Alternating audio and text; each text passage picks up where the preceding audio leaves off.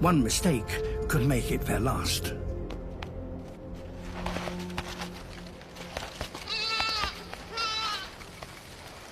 Following the adults, the kids finally reach the valley. But once on level ground, they're vulnerable. Red foxes lie in wait. At the first sign of danger, the young ibex instinctively run back to steeper ground.